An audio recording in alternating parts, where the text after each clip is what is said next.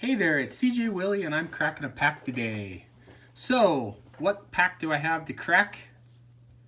I have Eldritch Moon. Alright, Eldritch Moon, it is one of my favorite sets. I'm a big fan of the Innistrad block, the original Innistrad block. I like the Shadows of Innistrad block, not as much as original Innistrad, but Eldritch Moon was a blast to draft. So a little bit about Eldritch Moon. It got released in July of 2016. The set has 205 cards. 74 of those are commons. 70 of them are uncommons. There's 47 rares and 14 mythic rares.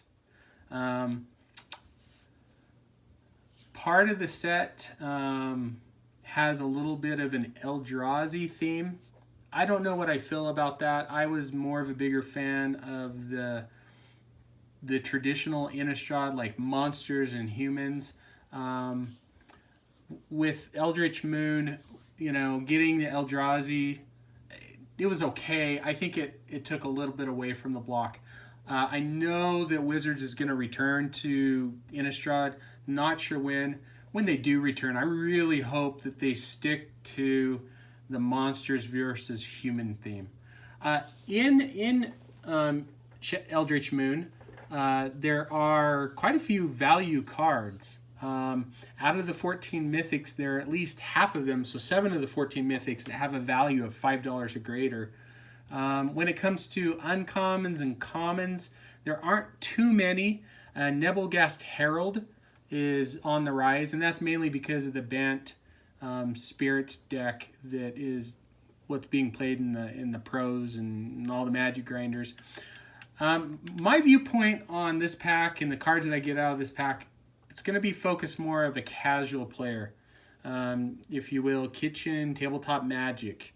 I play Magic with 3 other friends, so the group of us, the 4 of us, we do a lot of draft, we do a lot of just casual playing. So as I go through these cards, really my comments, my focus is going to be more on a casual perspective than it will be, like that Pro Tour grinder or somebody that's going to, Friday Night Magic every weekend. I just really like to look at the cards and see, is there something I can build around a deck? Is there a cool concept? Or is there just a really awesome card in it? Within Eldritch Moon, there's a few cards I'm looking for. I've never pulled a Liliana, the Last Hope. I've never pulled an Emrakul, the Promised End. One of my friends plays a Delirium Modern, Pioneer deck now with Emrakul, the Promised End, and it's just awful to play against. It's no fun. I do play a Spirits-based deck. It's modern. It's not quite Pioneer because I run some cards from Innistrad block. But any of the cards like Self of Spirit, Spell Queller, Mausoleum Wanderer, these are the sorts of cards I'd be looking for. So let's see what we get out of this Eldritch Moon pack. Okay, right off the bat, we have Drag Under. So 2 and a blue, you get a sorcery, return target creature to its owner's hand, draw a card. I wasn't a big fan of Drag Under. Sorcery speed to me, even in casual, is too slow. Drawing a card is nice, but no, I'm out on the sorcery speed. Borrowed Grace, 3 mana, 2 and a white. It's an instant. It had the Escalate ability. I really liked Escalate. So for 1 and a white, you can pay that additional cost, and then you can choose more of the items below.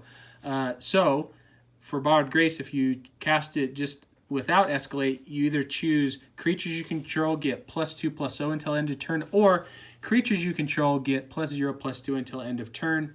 If you're to combine it and pay 5 mana, so 3 generic and 2 white, you would get both of those. I really liked Escalate. I really like when you've got choice mechanics. Next card, Otherworldly Outburst. For 1 red, you get an instant. Target creature gets +1/+0 until end of turn. When that creature dies this turn, put a 3/2 colorless Eldrazi horror creature token onto the battlefield. This is a really fun card. For 1 mana, you block with one of your little guys, or you attack with, a few of your smaller guys. Let's say you're playing red-white. They block. your guy's gonna die. Maybe you get lucky with a +1/+1 and take out their guy, but getting a 3/2 out of it, really good. Next card is Bloodbriar. For 3 mana, 2 and a green. You get a plant elemental. It's a 2/3. Whenever you sacrifice another permanent, put a +1/+1 counter on Bloodbriar. Green really wasn't the avenue where I was interested in the sacrifice mechanic. If this was in black and white, this would be something I'd be really interested in. It's sort of like a Nantuko Husk, but I don't think it's as good. And like I said, green is not the color where I'm looking to sacrifice things. Waiting Ghoul, 1 and a black. You get a 1/3 zombie. When Waiting Ghoul enters the battlefield, put the top 2 cards of your library into your graveyard. So it's something that would fuel Delirium back in the day. It's not a card that I really actively look to try to get stuff into my graveyard. There are a lot of better cards that can do that. Next we have Exultant Cultist. For 3 mana, 2 and a blue, you get a Human Wizard. It's a 2/2. When it dies, draw a card. In Draft, for Eldritch Moon, I played this card a lot.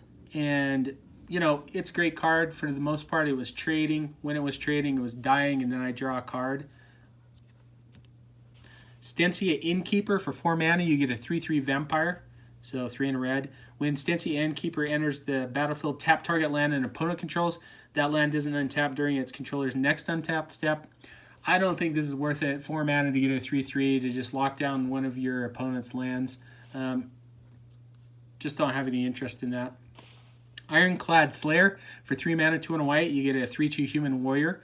When Ironclad Slayer enters the battlefield, you may return target aura or equipment card from your graveyard to your hand. Oh, if only, you know, during Eldritch Moon there were some great equipment that you wanted to return to your hand. This isn't, even in casual play, this isn't a card that I'm looking to play that often. I suppose if you got blown out when you try to, you know, stick an aura into one of your creatures, and your creature either got bounced back to your hand or it died, you could get that aura back. There are plenty of other cards, you know, in a casual format I'd look at first. Turn Aside, 1 blue, instant. Counter target spell that targets a permanent you control. As a player that likes blue, I like Turn Aside. I play it in a few decks. It's a cheap 1 mana drop, especially in a deck where you're playing creatures that you know your opponent wants to target. I have a deck where it's basically a blue-green big butt deck where I assign combat damage based upon toughness and not power. So I don't really care too much about them countering my stuff, but I really don't want them to destroy my creatures or get rid of my assault formation. So a 1-drop blue that counters anything that targets one of my permanents. Yeah, I really like this card. Okay, first uncommon, Raise from the Grave. 4 and a black. You get sorcery. Put target creature card from a graveyard onto the battlefield under your control. That creature is a black zombie in addition to its other colors and types. In Draft, this is a pretty fun card. You know, either your bomb dies or their bomb dies. You play this, and now you've got your bomb back. Deranged Whelp, 2 mana, 1 and a red. It's a wolf. It's a 2/1 with menace. In a red deck, this is pretty aggro. It can hit the table, and then it's got your opponent has a little bit of difficulty in blocking it. It's not an uncommon I get excited about. Okay, the final uncommon, Mourn Willow. So 3 mana, 1 generic, 1 black, 1 green. You get a 3/2 plant skeleton with haste. Delirium. So when Mourn Willow enters the battlefield, if there are 4 or more card types among cards in your graveyard, creatures with power 2 or less can't block this turn. Delirium was pretty cool in Shadows over Innistrad. I don't think that it really had as much support in Eldritch Moon. I myself don't play a Delirium deck. I don't have much experience with this particular card, nor have I had anyone play against me with it. Yeah. Okay, so our rare or mythic rare. Let's hope for something good. What are we going to get? So, we have Oath of Liliana. For 3 mana, 2 and a black, it's a legendary enchantment. When Oath of Liliana enters the battlefield, each opponent sacrifices a creature. At the beginning of each end step, if a planeswalker entered the battlefield under your control this turn, put a 2/2 black zombie creature token onto the battlefield. Oath of Liliana is okay. It's not a card. I used to have a couple of them. I traded them away. I don't play that many planeswalkers in our casual kitchen tabletop, matches when we get together, the four of us. There aren't too many planeswalkers going around. Usually planeswalkers are a little expensive, or you got to open a lot of packs to get them. So with Oath of Liliana, it's not something that I actively play. I did play it when we drafted it. For 3 mana by that time, whatever creature they sacrifice is maybe going to give you a turn. Problem is, I'd rather play a creature on turn 3 than I would this enchantment. So it's not something that I'm really high on being the rare in our box. With the original Innistrad block, and then Shadows over Innistrad and Eldritch Moon, you would get one card that was a flip card, or a card that would transform. This is Kessig Prowler. For 1 green, you get a 2/1 Werewolf Horror. If you pay 4 and a green, you can transform it. When you transform it, you would get Sinuous Predator. Eldrazi Werewolf, it's a 4/4. Sinuous Predator can't be blocked by more than 1 creature. I really, really like the transform cards. I liked more of the theme in original Innistrad. I wasn't too crazy on the Eldritch Moon where you would pay mana to transform it. It wasn't too bad of a mechanic. It seemed to be a little easier just to, pay the mana and transform it, versus in the original Innistrad block, you had to do some things to transform it, and it had the ability to transform back. And then we have a Plains, and we have a 3/2 Eldrazi token creature that can go in with our, earlier on, where was it? With our combat trick, Otherworldly Outburst. So if we play down and our creature died, we would be able to put this Eldrazi Horror token onto the battlefield. So my favorite card out of the pack, or what I think is the best card out of the pack, in my opinion, it is Turn Aside. I can't fight habits. Being a blue-white Magic player, I like anything that's a little controlly or countering. And so Turn Aside, like I said, I play it. I feature it in one of my casual decks so that I can keep my stuff from leaving the battlefield. My creatures that assign combat damage based upon their toughness, or my assault formation, I need those things to stick on the battlefield, because most of the time, my opponent doesn't have anything to deal with my 0/5s or 0/6s or 1/4s that are unblockable.